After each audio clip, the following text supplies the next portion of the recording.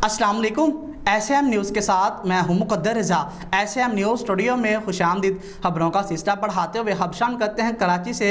यौम आज़ादी के मौका पर तखरीब कारी के खदशे के पेश नज़र कराची समेत सिंध भर में 13 और 14 अगस्त को मोटरसाइकिल की डबल सवारी पर पाबंदी आयद कर दी गई है। इसी हवाले से मज़ीद तफसीलात बता रहे हैं SAM न्यूज़ के ब्यूरो चीफ जुल्फ़कार अली।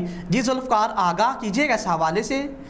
जी बिल्कुल, हुकूमत सिंध की जानब से जारी अलामिये के मुताबिक सिंध रेंजर की जानब से बताया गया है कि यौम आज़ादी के मौका पर निकाली जाने वाली रैलियों को दुश्मन एजेंसी या तखरीबकार अनासर की जानब से टारगेट किया जा सकता है, इसलिए उन्होंने सूबे में डबल सवारी पर पाबंदी की दरख्वास्त की है।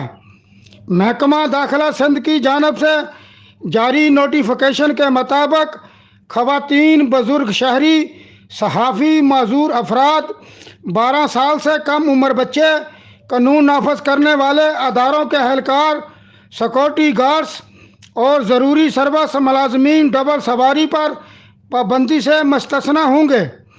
जारी अलामिया में डबल सवारी पर पाबंदी की खिलाफ वर्जी करने वालों के खिलाफ मुतल्लिका SHO को दफ़ा 144 के तहत कार्रवाई करने की हदायत की गई है। जी बहुत शुक्रिया जुल्फ़कार, तफसीलात से आगाह करने के लिए। अब तक के लिए इतना ही। मज़ीद खबरों के लिए देखते रहिए SAM न्यूज़।